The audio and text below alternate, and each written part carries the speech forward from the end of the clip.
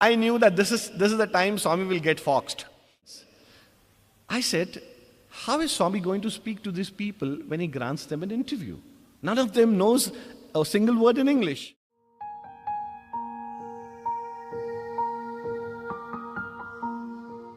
Swami was there, and I used to see Swami going and talking to the students. And what was very surprising was the very first day I noted was that Swami exactly knew which boy spoke which language. So he would go to a boy who spoke Telugu, and he would just ask, "Ippudu charu," and that boy would get upon his knees and answer Swami in Telugu. There was a guy who spoke Kannada, and Swami spoke to him in Kannada. I was very impressed. Then there was one guy who looked typically South Indian, and I said, Swami is going to go and speak to him in Telugu. And Swami went and spoke to him in English. "Where did you come from, sir?" And then he got up and said, "Swami, I'm from United States of America." He had an accent in his voice. Even though he was a born Indian, he was actually born and brought up in US of A. So, Swami knew exactly everyone, what all they spoke and what languages were there. So when I looked at myself, Swami coming to me, I knew that this is the time Swami will get foxed. I said, I look like a South Indian, and Swami doesn't know that I know only Hindi. So Swami is going to come and speak to me in Telugu, and that's going to be great fun. So let's see how Swami comes and speaks to me. I mean, this is how, what you call your childhood fancies with God and the way God plays with you. So this is how it was. So Swami walked straight to me one morning, and he asked me, very lovingly looking into my eyes, "Tum kahan se aaya?" And I was stumped. I said, my God, Swami spoke to me in Hindi. He said, "Tum kahan se aaya?" I got upon my knees, folded my palms, and I said, "Swami, Indore se." Then Swami looked around. Yes, you are from indoor, not from outdoor.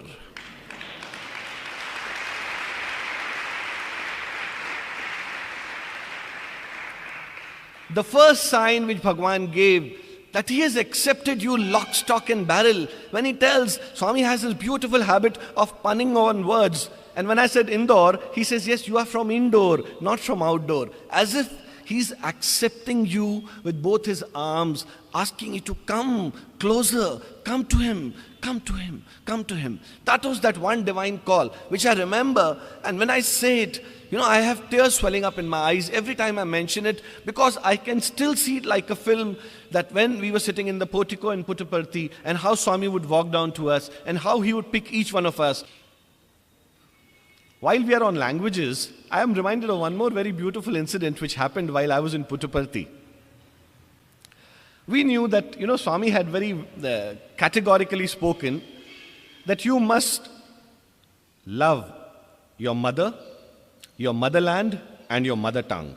These three things Swami had always said. You must love your mother, you must love your motherland, and you must love your mother tongue. And Swami displayed it every time when he showed his love for Maheshwaramba, when he showed love for his country where he was born, and when he chose to speak in Telugu in spite of him knowing all the languages so well. But then physically, as Swami brings you closer to him, he puts in a little bit of Maya around you. We knew that Swami could speak all right in English. When we went for interviews, he could speak in English. But there were days when I would speak to him in Hindi and he wouldn't understand, and he would tell the person sitting next, "Kya bola? What did he say?" Then he would translate it in Telugu, and Swami would say, "Acha, you want this?" Then he would give an answer. So we realized that Swami doesn't know all the languages all that well as he claims. And then one day, the other time of Christmas, the first Christmas we witnessed, and you wouldn't believe, in 70s and 80s, the kind of Europeans and Americans who used to pour into Prasanthi Nilayam during Christmas. It would look like Bethlehem there. It used to look like, it was Jesus' birthday. You would see only whites around there, no Indians. There used to be chartered flights in hordes of numbers coming to Bangalore, and we would stand and watch from the windows, 1 car, 2 cars, 3 cars, 4 cars, 50 cars coming at a stretch from Bangalore airport, and people would get down, go down, and we would realize they would wear different color of scarves to show the countries they were representing. People from Italy, people from France, people from England, people from America, all these places, they would come in hundreds and thousands. So one such time, we realized that one group came from Italy and they chose to wear a blue color scarf. And they were almost about 35, 40 people. The gents would, and they were all wearing whites, the ladies also wearing white saris, and the ladies would wear the blue scarves, the gents would wear the blue scarves, and on top of it was written Italia behind the blue color scarves. So we knew that this is one group from Italy. That evening, we had our duty in the Kayalda stores. We had a small provision stores, just as you have a provision stores here, which I'm sure Ruchir is still working in and taking care of it. So we had a Kayalda stores there where we used to go often and offer our services, and especially during the functions time. So we were all serving in the stores there, and this whole group converged there. They all came there, and we realized none of them, not a single person spoke in English. You know, they would say probably with actions, toothbrush. We would give them toothpaste, then they would say, no, brush. Then we would give them brush. We would ask them for 10 rupee, they would give 100 rupee and keep on saying, Sai Ram, and we would say, wait, and then take the change. So we realized that none of them spoke a single word in English. So when we closed the stores down, and as we proceeded to the canteen to have our food, because that time there was no hostel, and we used to stay in the old hostel where the Brindavan boys go and reside now when you go to Parthi. That was our hostel, and Ishwaramba school used to be our school, our college. That's where the classes used to go on in the first year. So, as we were walking, I asked one of my friends, I said, how is Swami going to speak to these people when he grants them an interview? None of them knows a single word in English. All of us, 4 of us, the wise people, we started thinking, my God, what a difficult problem Swami has now at hand. How is he going to give them an interview and how is he going to speak to them?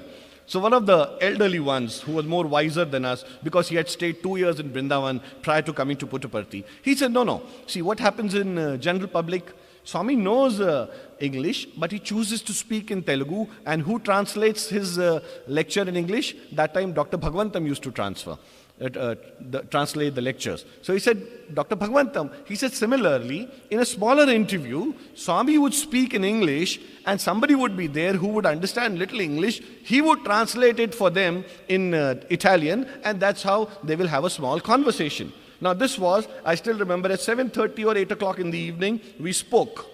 And as we sat in the canteen, we forgot about it.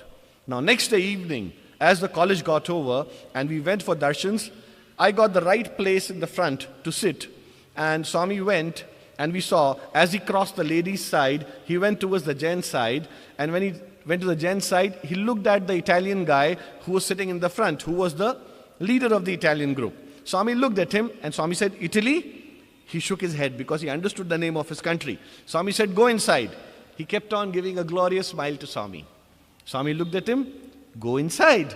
He kept on smiling even more. And then Swami thought probably no prapti for him, and Swami walked away. And as Swami went, we realized there was one more gentleman, the old Italian devotee, Bettino Craxi.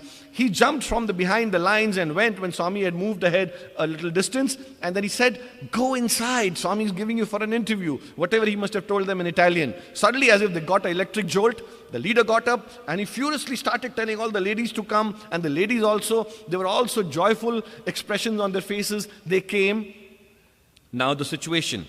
Boys are sitting here, the gents are sitting here for interview, and the ladies are sitting only where this mic is lying. And in between was a small passage, and the interview door was here where the second mic is lying. Now Swami finished his round, and he came straight. And as he came straight, he looked at me and gave that mischievous, all-knowing smile. And I realized, oh, Swami's smiling at me, and I smiled, even I beamed, and I gave back a smile to Swami. Then Swami looked at an Italian lady.